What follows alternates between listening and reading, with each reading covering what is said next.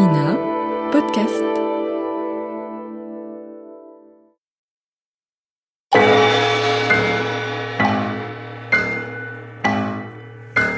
Les maîtres du mystère.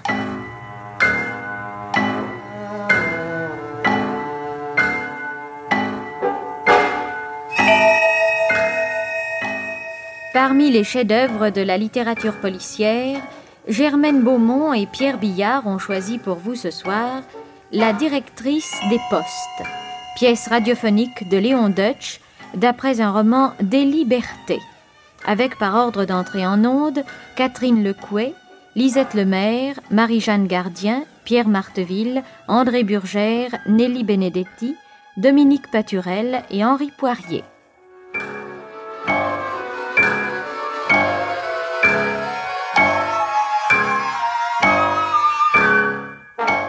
Chronique de Germaine Beaumont et Roger Régent.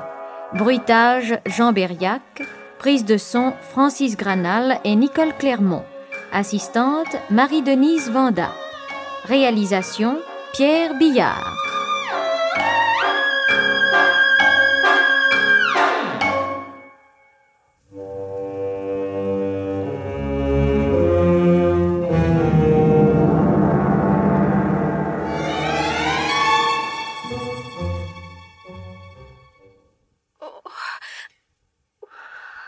Mademoiselle, que vous est-il arrivé? J'ai voulu prendre le raccourci. Mon pied a glissé dans les feuilles mortes. Vous êtes blessée? Je ne sais pas. J'ai très mal. Laissez-moi voir. C'est ici que ça vous fait mal? À la cheville? Oui. Essayez de remuer le pied. Voilà. Très bien. Rassurez-vous, mademoiselle, je ne crois pas qu'il y ait de fracture. Une simple foulure, sans doute. Je vous remercie, madame. Je vous remercie d'être venue à mon secours. Mais qui êtes-vous donc? Tout le monde se connaît dans le pays et... Je ne suis arrivée que depuis hier. Seriez-vous la nouvelle directrice des postes? C'est cela même. Et vous, mademoiselle? Emma de Serval. La demoiselle du château? Oui. J'allais au village en me promenant à travers la forêt. Et moi, je me promenais à travers la forêt pour connaître les environs du village. Mais laissez-moi vous aider à vous relever. Peut-être qu'en vous tenant par le bras... Oui. Si vous pouviez me mener jusqu'à la première maison de Saint-Martin, le maréchal Ferrand a une voiture, il me ramènerait chez mes parents. Nous pouvons toujours essayer. Allons, courage. Oh, madame, quelle charmante directrice des postes nous avons à présent. Il faudra venir nous voir au château.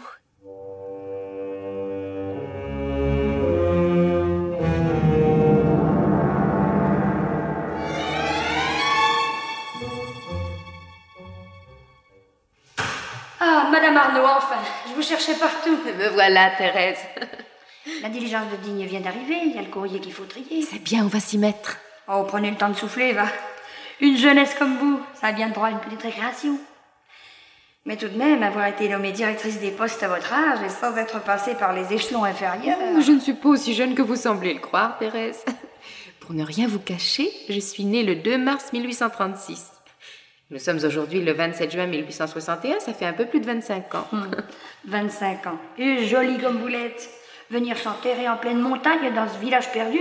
Mais c'est à se demander s'il n'y a pas de mystère dans ma vie.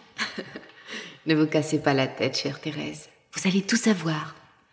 Mon mari est mort subitement l'année dernière, après avoir dilapidé tous nos biens. Le jeu, l'alcool, les filles, ça coûte cher. Mais quelques ressources épuisées, des amis sont intervenus en ma faveur.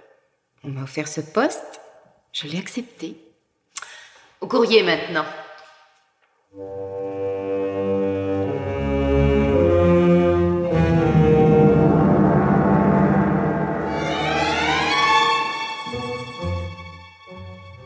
Mais enfin, voyons, il n'y a donc personne à ce guichet? Voilà 10 minutes que j'attends. Voilà. Oh, vous impatientez donc pas comme ça. Tout de même. C'est une lettre que vous voulez expédier? Non, je voudrais parler à la directrice des postes. Elle est occupée. Occupée? Annoncez-lui le baron de Puisieux. Désolé, monsieur le baron, mais madame la directrice a défendu qu'on la dérange. Voilà qui est risible. Vous savez qui je suis? Eh ben oui, monsieur le baron de Puisieux. Je connais bien monsieur le baron tout de même. Alors avertissez votre directrice que j'entends la voir immédiatement. Et prévenez-la que l'affaire dont j'ai à l'entretenir est grave. J'ajoute que si elle y mettait la moindre mauvaise volonté, j'ai le bras assez long pour la faire révoquer. C'est bon, faut pas vous fâcher, j'y vais.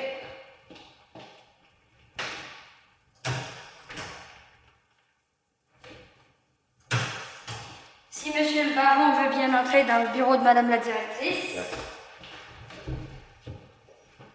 Madame Arnaud, je crois. Je suis le baron de Puisieux. Sans doute ne savez-vous pas encore à qui vous avez affaire. Je vous demande pardon, monsieur, mais je crois que vous allez me l'apprendre. Prenez donc la peine de vous asseoir. Je suis venu, madame, au nom de mon ami, monsieur le comte de Serval. Le châtelain de la Bastide?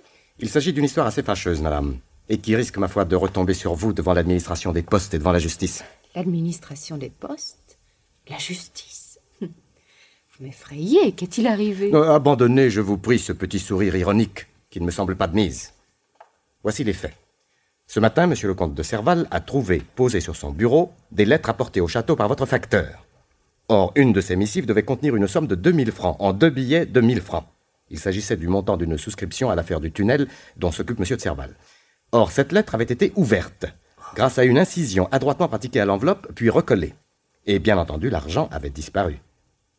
Vous ne riez plus. Monsieur, Laissez-moi terminer.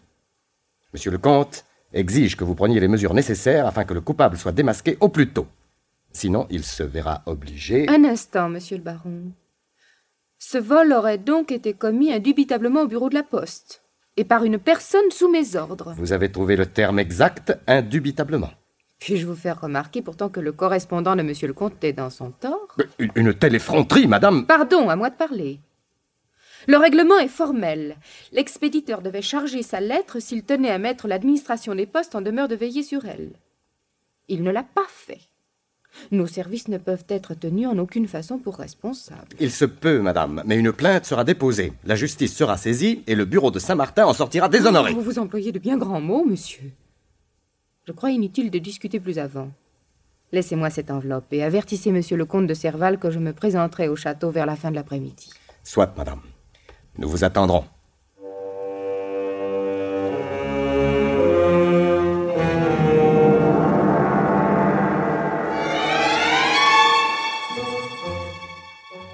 Oh, Madame Arnaud, comme je suis heureuse de vous revoir. Moi également, chère mademoiselle Emma. Et cette malencontreuse entorse, ne vous fait-elle pas trop souffrir? Je boite encore un peu, mais ce n'est pas grave. Permettez que je vous présente à mes parents. Ils désirent tellement vous connaître.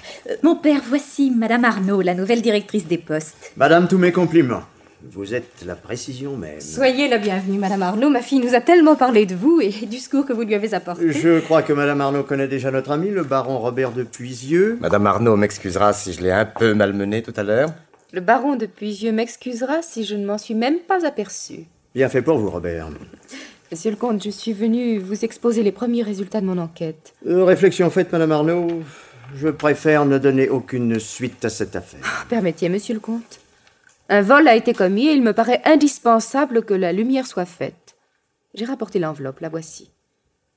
En ce qui concerne mon personnel, aucun de mes deux facteurs, ni Jacques Dumoulin, le piéton chargé du secteur nord, ni Jules Fauchard, responsable du secteur sud, ne possède de canif assez fin pour avoir pu causer une incision aussi délicate. Reste donc Thérèse, la brave fille qui me sert de secrétaire et aussi de femme de ménage. Je connais Thérèse depuis toujours, madame. Elle ne peut pas être soupçonnée. Son honnêteté est indiscutable. C'est donc ici qu'il faut chercher. Ici? Comment cela? Que voulez-vous dire, Madame Arnaud? Vous osez insinuer? Vraiment, madame, vous ne manquez pas d'audace. Je vous en prie, mon cher Puisieux. C'est à moi de répondre. Votre conduite, Madame Arnaud, est à la fois loyale et courageuse. Vous cherchez à déceler la vérité et nul ne saurait vous en blâmer. Il ne me convient pas cependant que les personnes vivant sous mon toit puissent être suspectées. Je tiens donc à ce que cet incident soit clos. Et je déclare officiellement que votre service est hors de cause. Cela vous suffit-il? Je ne puis, monsieur le comte, qu'enregistrer votre déclaration. Et rester dîner au château? Hélas, mademoiselle Emma, non. Permettez-moi d'insister, Madame Arnaud. Je suis très touchée d'un tel honneur, madame la comtesse. Mais on m'attend à mon bureau, je dois me retirer. Alors revenez bientôt à la Bastide, Madame Arnaud. Sinon, j'irai vous chercher moi-même à Saint-Martin-des-Monts.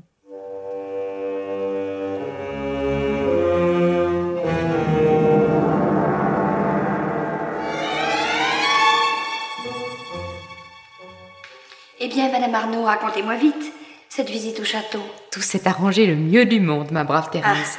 Monsieur le comte de Serval a admis que notre administration devait être mise hors de cause. Tout de même, un petit bout de femme comme vous en imposer à monsieur le comte. Et ici, Thérèse, que s'est-il passé pendant mon absence? Ah, j'ai pas chômé. Si madame veut examiner les registres, tout est à jour.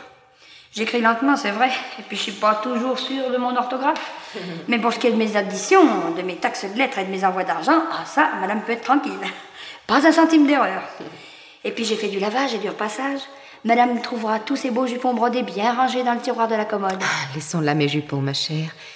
Et renseignez-moi donc sur les habitants de ce pays. Bon, il y en a de bons et de mauvais, comme partout. Monsieur de Puisieux habite-t-il depuis longtemps cette région? Non, quelques semaines à peine. Il a loué un pavillon de chasse à 1500 mètres du château. On raconte qu'il est venu de Paris pour aider monsieur le comte de Serval dans ses affaires. Il paraît qu'il s'agit de percer la montagne pour y faire passer un chemin de fer. Même que les travaux sont commencés. À vous parler franchement, madame, ce baron de Puisieux, il me déplaît fort. Et moi, Thérèse, il m'inquiète.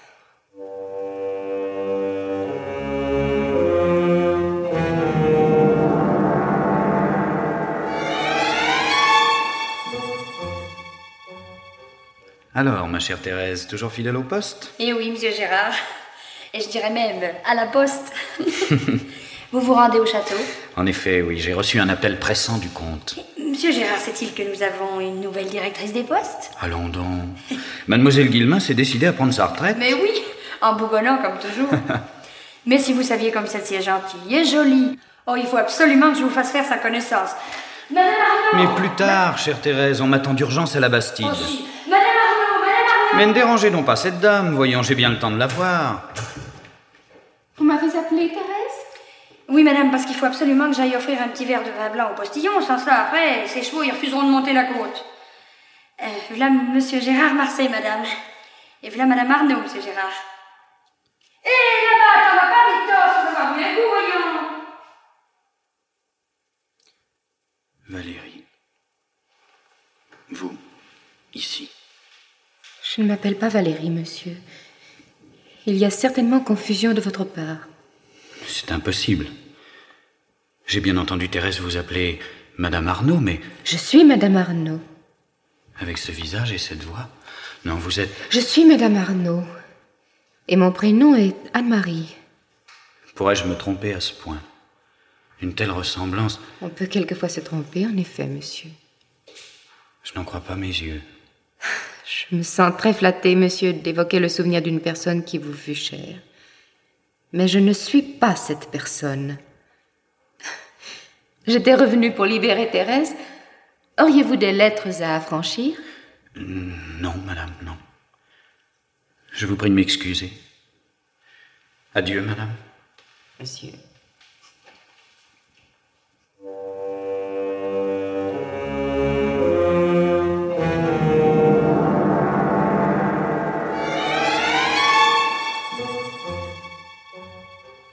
Alors, Gérard, votre verdict? Nous l'attendons, le baron de Puisieux et moi-même, avec impatience. Je vous arrête, mon cher comte. Je n'admets aucunement que M. Gérard Marseille possède la science infuse. Pour moi, nous touchons à l'extrémité de cette masse de granit qui donne tant de peine à nos ouvriers, et par suite, à la fin de nos ennuis. Est-ce également votre avis, Gérard? Non, monsieur le comte. Je crois tout le contraire. Ne vous bercez pas d'illusions, la roche deviendra de plus en plus dure à mesure que vous approcherez du centre. Cette affaire est donc... Désastreuse, monsieur le comte. Ah, permettez, Serval. Je dénie toute valeur à une pareille expertise. En quoi vous avez tort, monsieur le baron? N'importe quel débutant à qui l'on présenterait les échantillons de pierre que voici, y verrait clair. Et je devine mal l'intérêt que vous pouvez avoir à laisser monsieur le comte, dont vous vous dites l'ami, s'en ferrer davantage. Halte là, monsieur l'ingénieur. Voici une insinuation que je considère comme une insulte. Et vous m'en rendrez raison. Je vous en prie, messieurs. Vous n'êtes pas là pour vous chercher de mauvaises querelles.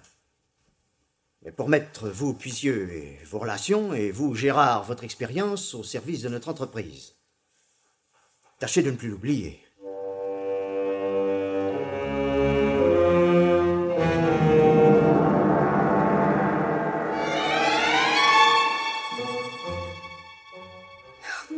Mon père, qu'alliez-vous faire? Mais lâchez cette arme, donnez-la moi. Maman, maman, venez vite, aidez-moi. André, vous êtes fou. Nous vous empêcherons. Donnez-moi cette arme. André, là. Oh. C'est bien. Puisque vous vous êtes mis à deux, ma femme et ma fille, pour m'arracher ce pistolet des mains, puisque vous voulez que je vive, vous allez tout savoir. Oh, tu peux remettre cette arme dans le tiroir de mon bureau, ma petite Emma. Je te jure de ne plus chercher à mourir. Et pourtant... Que se passe-t-il, André? Qu'allez-vous nous apprendre? Mon père, est-ce donc si grave? Un homme que je peux appeler mon mauvais génie m'a entraîné dans une affaire catastrophique. Une affaire dont je ne peux sortir que ruiné et déshonoré. Vous voulez parler de ce tunnel sous la montagne? Mais Robert de Puisieux nous disait hier encore... Écoutez bien. Robert de Puisieux m'avait promis des appuis financiers. Ces appuis ne se sont pas présentés. Un renfort gratuit en main-d'œuvre. La préfecture vient de me le refuser. Du matériel à crédit. Les fournisseurs exigent un paiement au comptant. Comment faire face à toutes ces difficultés? Je suis certaine que Puisieux est de bonne foi. Mais quelle est son attitude? Et qu'attend-il surtout pour alerter les puissantes relations qu'il a à Paris? Puisieux n'est pas de bonne foi. Oh, André! Il ne possède aucune relation. Oh, mon père! Tout ce qu'il prétend n'est que mensonge. Mais Ah non. non, ne l'excusez pas. Aucune de vous deux. Tenez, voyez ce que je viens de recevoir. Un rapport qui émane d'un haut fonctionnaire de la préfecture de police. Il m'a été adressé de Paris sur ma demande parce que j'ai eu des doutes. Trop tardif, hélas. Ce gredin ignore encore que je sais tout de lui, mais demain, je le confondrai. Tenez, lisez. Robert-Antoine Puisieux, dit le baron de Puisieux, Comment? Dit le baron de Puisieux? s'est rendu coupable de nombreux détournements, a fait de la prison à plusieurs reprises. Nos services le considèrent comme un escroc dangereux et un aventurier sans scrupules. Oh, mais c'est faux! Robert n'est... Oh, mon père, maman se trouve mal. Oh, la surprise, l'émotion. Vite. Oh, mon Dieu. Étendre-la sur ce canapé. Maman. Je vais chercher des selles. Toi, des grappes sont comme ça. Maman, mon cher maman. Mais revenez à vous, maman. Oh, que m'est-il arrivé? Mais rien, maman, rien. Un vertige, mais un vertige, c'est fini, n'est-ce pas? Voilà. Vous vous sentez mieux? Oui, vos couleurs reparaissent. Voici les selles. Alors, Emma. Ne vous inquiétez plus, mon père.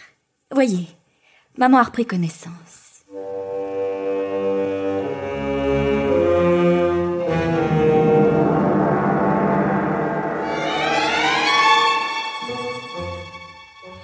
Madame Arnaud, Vous, madame la comtesse? veuillez m'excuser de venir vous déranger à une heure aussi tardive. Je vous en prie, en quoi puis-je vous être utile? Oh, Madame Arnaud, si vous saviez... Mais nous sommes seuls, n'est-ce pas? Personne ne peut nous entendre. Parlez, madame, de quoi s'agit-il? Je n'ose le dire. Et pourtant, il faut que vous le sachiez. J'ai besoin de votre aide, Madame Arnaud. Je ferai l'impossible. Mais à vous voir aussi bouleversée, je commence à m'inquiéter. Dans le courant de l'après-midi, ma femme de chambre a remis une lettre à ce bureau. Je devine que cette lettre était écrite de votre main. Hélas, Madame. Et adressée à... Robert de Puisieux. Je vois. Il me faut cette lettre, Madame Arnaud, il me la faut à tout prix. Ce que vous me demandez là... Mais il y va de ma vie. Soit vous aurez cette lettre. À condition toutefois qu'il soit encore en mon pouvoir de l'intercepter. À quelle heure a-t-elle été déposée? Je vous l'ai dit, vers le milieu de l'après-midi. Oui, mais... à quelques minutes près, la correspondance peut fort bien avoir été triée et votre lettre remise au facteur du secteur sud pour être portée à son destinataire. Déjà? En général, madame, on se plaint que nous allons trop lentement. Oh, Madame Arnaud, ce serait tellement épouvantable. Cette lettre est-elle donc si compromettante? Atrocement. Oh, je peux tout vous avouer. Au point où j'en suis. Et puis, vous semblez si bonne, si clairvoyante. Vous donnez une telle impression d'intelligence et de droiture que tout cela force la confidence. Dans cette lettre, Madame Arnaud, je me déclarais prête à quitter mon mari, ma fille, mon foyer, pour m'enfuir avec... Oh, madame... Ne croyez pas que je cherche des excuses, mais il faut tout de même que vous tentiez de me comprendre. Mon mari avait attiré cet homme au château. Il en avait fait un familier de notre maison. Bien imprudemment. Et monsieur de Puisieux vous a fait la cour? J'ai d'abord repoussé ses avances. J'en ai ri, mais il a insisté. Il s'est montré de plus en plus épris. J'ai été flattée. Après 20 ans de mariage, un garçon jeune et séduisant me jurait que je pouvais encore plaire. Je m'y suis laissée prendre comme une sotte. Sans même vous demander s'il méritait votre confiance et votre amour? Alors qu'en réalité... Mais comment en réalité? Mais que savez-vous, Madame Arnaud? Parlez, je vous en prie. Eh bien, lorsque je me suis présentée à la Bastide pour faire admettre par monsieur le comte de Serval que les 2 billets de 1000 francs, à lui adressés dans une enveloppe, n'avait pas été subtilisé au bureau de la poste, j'ai aperçu soudain vos ciseaux à broder dans votre corbeille à ouvrage. Mes ciseaux? Mais comment se fait-il? Je les ai cherchés toute la matinée sans mettre la main dessus. Et j'ai constaté que ces ciseaux-là pouvaient fort bien avoir pratiqué l'incision très fine et à peine visible que nous avions tous remarquée. Vous m'avez soupçonné. En aucune façon, madame. Car à ma très vive surprise, Monsieur de Puisieux, qui avait suivi mon regard, a fait glisser la corbeille sur la table et s'est emparé des ciseaux. Pour faire disparaître une preuve possible. Je le crains, madame. Et ce serait lui, le voleur. Il faut retrouver votre lettre, madame la comtesse. Dieu fasse qu'il en soit encore temps. Un tel écrit entre les mains de cet homme. Accordez-moi quelques secondes. Le temps de la rechercher. Et dire que j'avais cru aveuglément à toutes ces belles paroles. Je n'étais pas trop laide au temps de ma jeunesse. Et je me suis sentie si heureuse de m'entendre dire que j'étais encore jolie. Je croyais retrouver mes 20 ans. Que nous sommes crédules et qu'il est donc facile de nous tromper. Il est trop tard, madame. Je suis désolée. Votre lettre a été remise à son destinataire. Alors je suis perdue.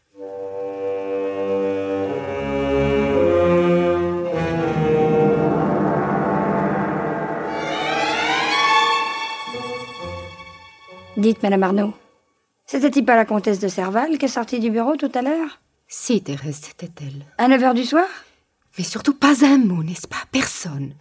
Secret professionnel. Oh, Madame peut être tranquille. Bon, je dirais rien.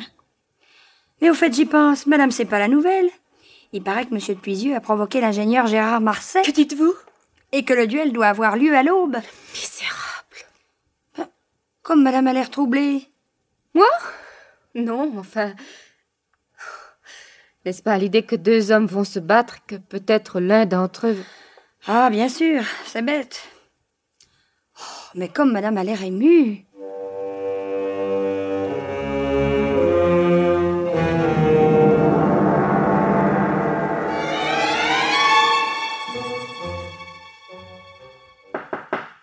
Madame Arnaud! Madame Arnaud! Je peux entrer? C'est vous, Thérèse? Oui, madame. Oh, si madame savait. Eh bien, entrez. Oh, mon Dieu. Que se passe-t-il? Pourquoi me réveillez-vous à cette heure matinale? Oh, il y a de quoi, madame. Tout le village est en émoi. Monsieur le maire dit qu'il faut que vous fassiez partir tout de suite un courrier à cheval pour prévenir la police de Digne. La police? Mais oui, madame. Le baron de Puisieux a été assassiné cette nuit. Chez lui. Abattu par une balle tirée à bout portant. Abattu?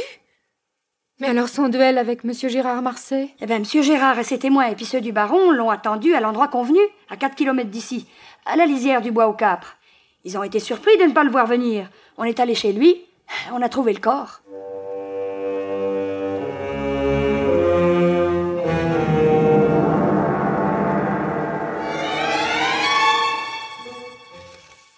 La directrice des postes. C'est moi-même, monsieur. Un mot, je vous prie, en particulier. Mais... Je me permets d'insister. Question de service. Soit, monsieur. Suivez-moi dans mon bureau.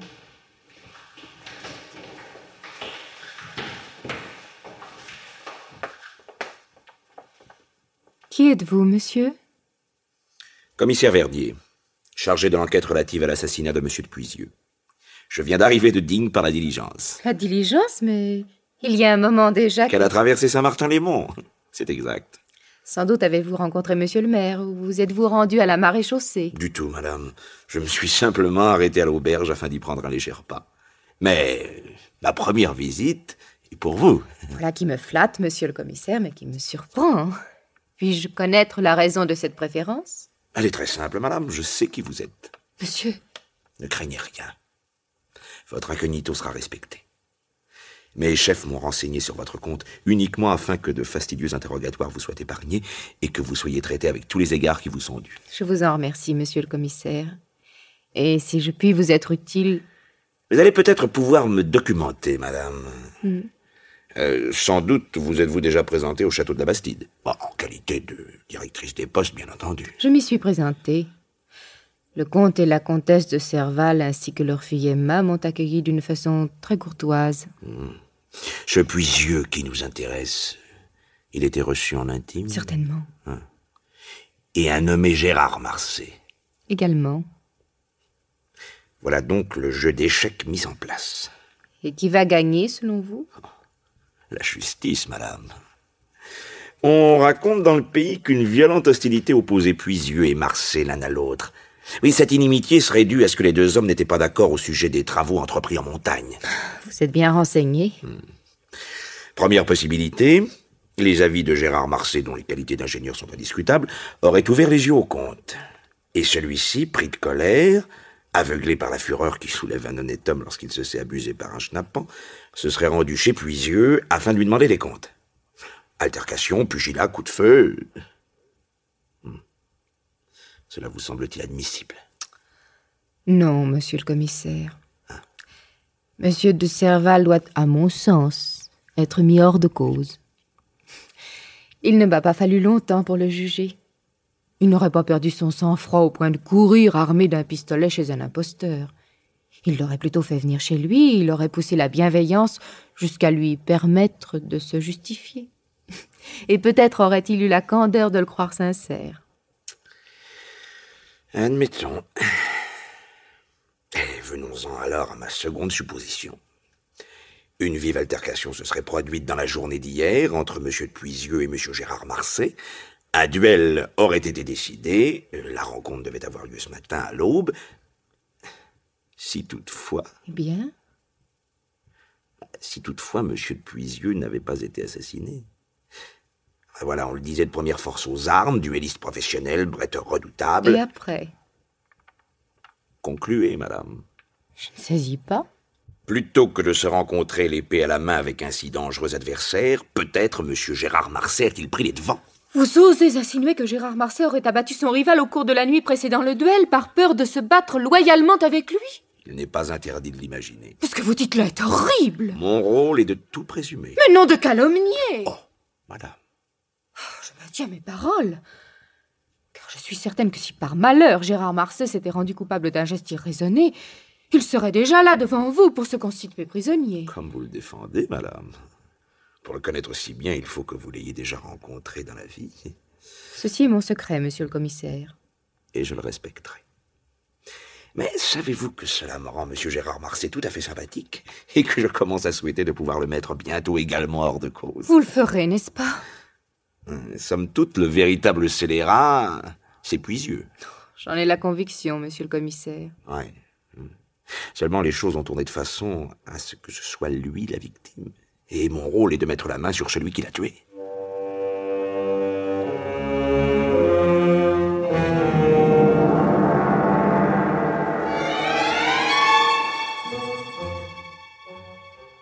Commissaire Verdier, enchanté de vous connaître. Soyez le bienvenu à la Bastide. Prenez donc la peine de vous asseoir. Je ne vous importunerai guère, monsieur le comte. Quelques questions de pure forme. Parlez, je vous répondrai. Puis-je vous demander l'emploi de votre temps au cours de la nuit dernière? J'ai fait comme la plupart des gens de ce pays. Je me suis couché d'assez bonne heure. Et vous avez dormi? Profondément. Du sommeil du juste? Non, monsieur le commissaire. Non, du sommeil d'un homme qui s'était administré un narcotique. Oui, de graves soucis d'affaires font que je suis sujet en ce moment à d'interminables insomnies. Vous me jurez sur l'honneur que vous n'avez pas mis le pied hors de ce château? Je vous le jure. C'est bien, je ne vous en demanderai pas davantage. Oh, excusez-moi, mais un de mes inspecteurs interroge en ce moment votre personnel. Forcément, n'est-ce pas? Et parmi toutes ces personnes que vous employez, n'y aurait-il pas une femme, par exemple, jeune et plaisante, capable d'avoir entretenu quelque aventure avec M. de Puisieux? Non, monsieur le commissaire, je ne vois pas... Ah, ou alors un homme qui aurait eu une raison de lui en vouloir. Exception faite, naturellement, de M. Gérard Marsay. Je ne réalise pas davantage. C'est bien, monsieur le comte, j'en prends note. Pourrais-je maintenant être mis en présence de madame la comtesse et de mademoiselle de Serval? Vous voulez... Je vous supplie de ne pas vous en formaliser. Mais je dois les voir, les interroger. Vous ne pourriez donc pas les épargner? Non, monsieur le comte. C'est bien, je vais les faire prévenir. Le temps de sonner la femme de chambre. Je ne suis pas pressé. Que voilà donc une belle propriété. De ce perron, vous avez là une superbe vue sur la vallée. Véronique, priez madame et mademoiselle de descendre. Oh, madame la comtesse, d'abord. Puis, si mademoiselle Emma voulait bien se tenir prête dans la pièce voisine. Avertissez ces dames afin qu'il en soit fait selon le désir de monsieur le commissaire. Ce baron de Puisieux. Où l'avez-vous donc connu? L'été dernier, à Biarritz. Je me suis laissé prendre aux belles paroles de ce hableur. Je l'ai invité à venir au château. Il ne s'est pas fait prier. Puis il m'a suggéré l'idée de me lancer dans cette détestable affaire de tunnel. Et voyant qu'elle prenait corps, il s'est installé dans ce pavillon de chasse, où il a trouvé la mort. Je vois. Ah, madame la comtesse. Oui, monsieur le commissaire. Caroline, je vous présente le commissaire Verdier, envoyé par le juge d'instruction de Digne. Il voudrait vous poser quelques questions comme il me l'a fait à moi-même. Mes respects, madame la comtesse. Monsieur. Mon interrogatoire sera très bref. Il aura une forme qui pourra peut-être vous surprendre, mais je vous demande, madame, de bien vouloir vous y soumettre. Mais je suis à votre disposition. En ce cas, veuillez poser le pied sur ce tabouret. Comment? Et soulever le bas de votre jupe. Oh, très légèrement. Comme si vous vous apprêtiez à monter en berline. Mais, monsieur... Voyons, commissaire... J'y tiens absolument, monsieur le comte. Et je n'exige rien qui dépasse les bornes de la bienséance. Enfin, je ne comprends pas ce Peu importe, Caroline, obéissez. Soit, monsieur le commissaire. Voilà. Cela vous suffit-il? Amplement, madame. Et je vous remercie d'avoir bien voulu vous soumettre à cette petite épreuve. C'est tout? Je peux me retirer? Oui, madame, oui. Ah, pourtant, un mot encore. À votre connaissance, madame, monsieur le comte possédait-il une arme? Oui, un pistolet, par exemple. Mais monsieur... Mais pour ça, c'est à mon mari qu'il faut vous adresser. Je vous prie de répondre. Oui, je crois. Mais je vous répète que... Et où se trouve ce pistolet? Allons parler, madame. Dans le tiroir de ce bureau, j'imagine? Veuillez avoir la bonté de le prendre et de me l'apporter. Mais enfin, monsieur, je n'aime guère cette façon de... Faites ce que l'on vous dit, Caroline. Oh, si vous vous y mettez à deux contre moi, je n'ai plus qu'à obéir.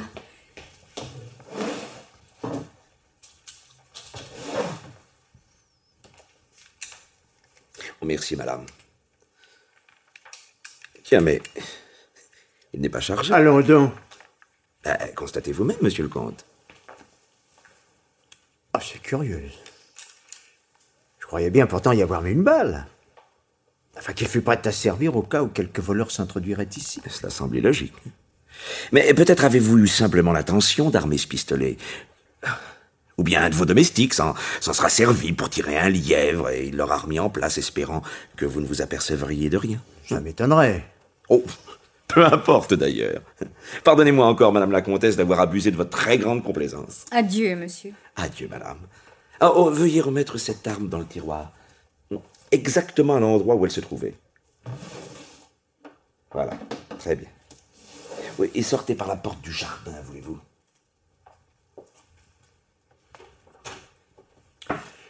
M'expliquerez-vous, commissaire? Monsieur de Serval, je vous prie de me laisser mener mon enquête à ma guise et de ne pas entraver mon action. Mademoiselle Emma doit se trouver à présent dans cette pièce de droite. Assurément. Seulement, vous nous jouez là une étrange comédie. Ce n'est pas une comédie, monsieur le comte. Emma, entre, veux-tu? Oui. Et referme la porte. Et tu as devant toi le commissaire Verdier. Je te prie de ne rien lui cacher de la vérité. Je m'y efforcerai, mon père. Que puis-je pour vous, monsieur le commissaire? Peu de choses en réalité, mademoiselle. Mais ce peu de choses risque de vous surprendre, de vous dérouter, enfin de vous paraître excessif. Qu'attendez-vous de moi? Que vous posiez votre pied droit sur ce tabouret, mademoiselle. Mais où voulez-vous en venir? Ceci me regarde. Et que vous souleviez légèrement votre jupe. Oh, à peine.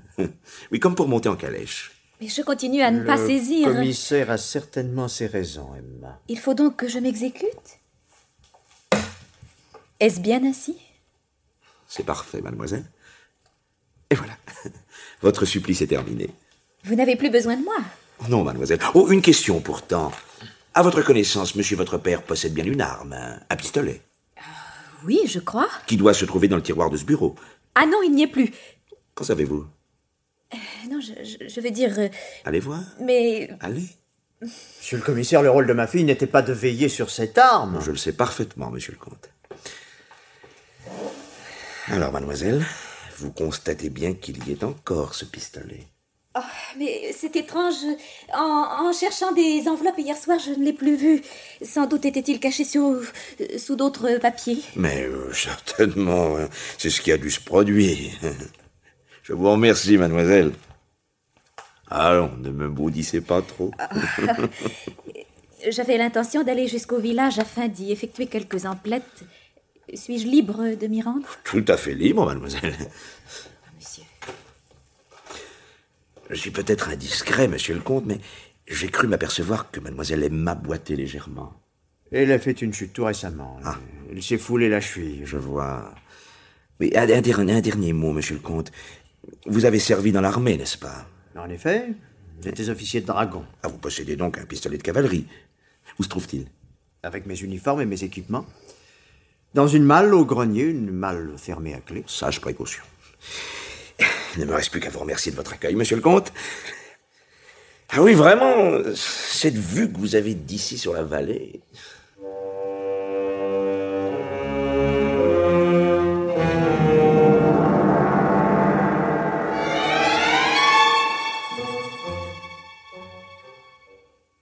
Eh bien, monsieur le commissaire, commencez-vous à y voir un peu clair? Je le crois, madame Arnaud. Vraiment? Vous aurez été vite en besogne. Je n'y ai aucun mérite. Car pour ne vous rien cacher, j'ai eu une alliée qui m'a grandement facilité la tâche. Une alliée? La pluie, madame Arnaud. Oui, la pluie qui est tombée hier soir en abondance. Et alors? Chaque chose en son temps, voulez-vous. Bon, dites-moi, la comtesse de Serval aurait-elle eu une raison impérieuse de se rendre cette nuit chez monsieur de Puisieux? Comment voulez-vous que je sache? Ah, en tout cas, elle est venue ici dans la soirée. Qui vous l'a dit? C'est donc exact? C'est Thérèse qui vous l'a dit? Non, une des servantes du château qui avait rendez-vous là, tout près, au coin de la rue, avec son amoureux. Elle l'a reconnu dans la pénombre. Cette fille l'a avoué à un de mes inspecteurs. Eh bien, oui, j'ai reçu hier soir à 9h la visite de madame de Serval. Mais cela ne signifie pas qu'elle soit allée... Chez monsieur de Puisieux? Non. Non, mais ça peut l'expliquer. Que voulait-elle? Ah non? Suis-je obligée de vous répondre? Je crois, oui. Même si j'invoque le secret professionnel? À quoi bon attendre une réquisition ordonnant à vos supérieurs hiérarchiques de vous en délier? C'est un argument. Eh bien, madame de Serval est venue me demander hier soir d'arrêter en chemin une lettre compromettante qu'elle avait eu la faiblesse et la folie d'envoyer à un homme. À monsieur de Puisieux? Malheureusement, oui. Dont elle était la maîtresse. Imaginez ce que bon vous semblera. Le cas est banal. Cela ne l'empêche pas d'être tragique. Mais cette lettre... Je n'ai pas pu l'intercepter, il était trop tard. Elle avait déjà été remise à son destinataire. Et en vous quittant, la comtesse de Serval a couru au pavillon de chasse occupé par son amant. Je n'en sais rien, c'est possible. C'est même certain. Mais qu'est-ce qui vous permet de l'affirmer? Mon allié. Comment cela? La pluie, madame. Le sol était mouillé, malléable. Les pas des personnes qui ont suivi l'allée jusqu'à la porte du pavillon ont laissé des empreintes. Que me dites-vous là? Ces empreintes, qui ne sauraient être confondues en aucune façon avec celles des différents visiteurs de la matinée, je les ai fait mouler. Et ces moules pourraient s'adapter étrangement à des bottines de femmes. C'est ainsi que j'ai pu m'assurer au château d'un simple coup d'œil que madame la comtesse de Serval avait laissé involontairement les marques de sa présence cette nuit chez monsieur de Puisieux. Prenez garde, monsieur le commissaire, une erreur de cette importance... Et il n'y a pas que la longueur et la forme des semelles qui s'impriment, madame. Chacun de nous a sa démarche particulière. La comtesse de Serval a une façon très personnelle de porter le poids du corps en avant et de marcher presque sur la pointe des pieds. C'est contrôlable, je l'ai vérifié. Vous êtes diabolique. Donc, hier soir, la comtesse s'est présentée chez son amant. Elle avait pris le soin de se munir d'un pistolet appartenant à son mari. Une âpre discussion s'est sans doute produite. Puisieux a dû refuser de rendre la missive compromettante, alors Caroline de Serval a perdu la tête. Elle a pris l'arme dans son sac et elle a appuyé sur la gâchette. C'est donc elle qui l'a tué? Non, madame, elle l'a raté. Quoi? La balle a été se loger dans la boiserie où je l'ai retrouvée. Et la voici. Le drame tourne au vaudeville. Attendez, le vaudeville va tourner au drame. Pris de panique, Puisieux a rendu la lettre. Et madame de Serval s'est enfuie en l'emportant. C'est pourquoi mes adjoints ne l'ont pas retrouvée au cours de la perquisition. Mais, dans un buisson, tout près de là, quelqu'un guettait. On n'allait pas imaginer un époux jaloux. Non, ce sera encore du vaudeville. Une autre femme éperdument amoureuse de ce gredin. Une malheureuse qui n'était plus maîtresse de ses actes, qui était également armée. J'ai éclairci de quelle façon cela avait pu se produire. Et qui a tiré à son tour. Et qui a tué. Ne me dites pas son nom. Je ne veux pas savoir. La meurtrière s'appelle Mademoiselle Emma de Serval. La pauvre enfant.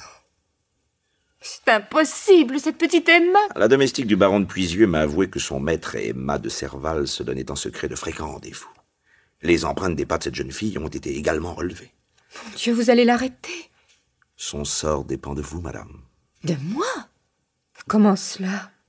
Je peux attendre des ordres, vous laisser le temps d'intervenir en sa faveur. J'avais bien résolu de m'éloigner du monde, de vivre seule, inconnue. Mais je n'en ai plus le droit. Oui, je vais essayer de la sauver. Vous êtes un brave homme, monsieur Verdier. Je peux vous en dire autant. Vous êtes un brave homme, madame la marquise. Voulez-vous vous taire? Me donnez mon titre ici. Pardonnez-moi.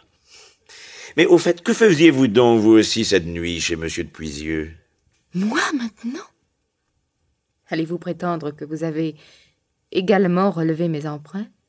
Je le prétends, madame. Vous êtes un homme terrible. Et vous êtes sûr de les avoir identifiés? J'en ai la conviction absolue. Je serais curieuse de savoir ce qui vous donne cette belle assurance. Je ne porte pas le poids du corps en avant. Je ne claudique pas. Non, mais vous avez le plus petit pied du monde. Il vous a trahi. Répondez. Que faisiez-vous cette nuit chez monsieur de Puisieux? J'étais allée le supplier, et à genoux s'il l'avait fallu, de ne pas tuer l'homme que j'aime. J'ai frappé vainement à sa porte. Le destin était intervenu avant vous, madame.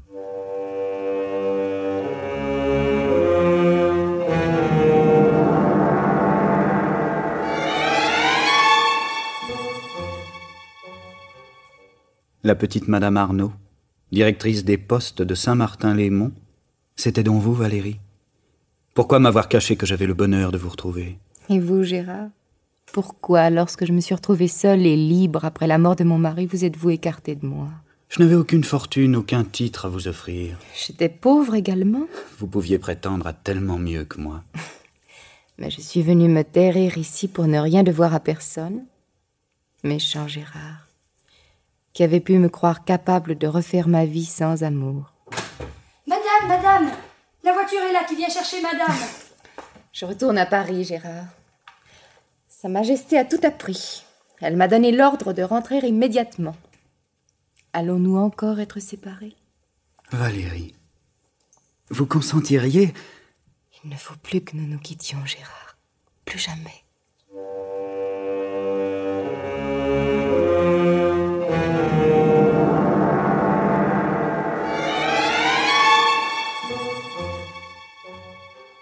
Dame d'honneur de l'impératrice, la petite Madame Arnaud. Et elle m'a embrassé sur les deux joues en me disant « Adieu ma brave Thérèse, je vous adore ». Et la voilà aux Tuileries. Et nous voilà sans directrice des postes. Surtout qu'avant d'en retrouver une comme celle-là, si charmante et si simple, toujours si nette dans sa petite robe noire. Seulement moi qui l'avais et qui repassait son linge, et qui le rangeait dans les tiroirs de la commode. Oh, mes enfants, si vous aviez vu ça, quel jupon, mon Dieu, quel jupon!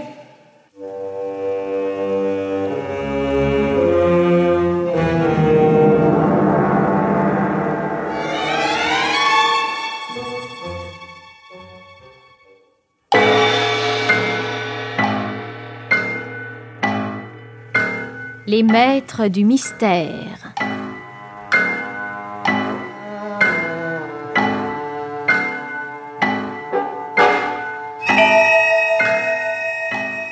Parmi les chefs-d'œuvre de la littérature policière, Germaine Beaumont et Pierre Billard ont choisi pour vous ce soir La directrice des postes, pièce radiophonique de Léon Deutsch, d'après un roman des Libertés, avec par ordre d'entrée en ondes Catherine Lecouet, Lisette Lemaire, Marie-Jeanne Gardien, Pierre Marteville, André Burgère, Nelly Benedetti, Dominique Paturel et Henri Poirier.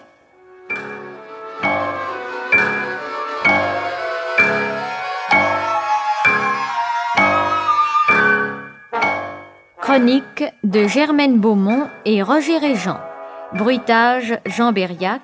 Prise de son Francis Granal et Nicole Clermont. Assistante Marie-Denise Vanda. Réalisation Pierre Billard.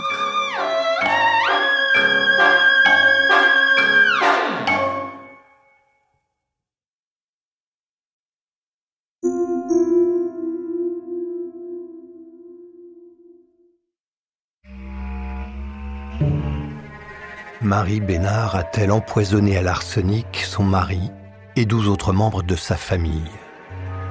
Voilà ce que vont tenter d'éclaircir avocats, enquêteurs, jurés, experts et contre-experts au cours d'une affaire qui passionne la France de 1952 à 1961.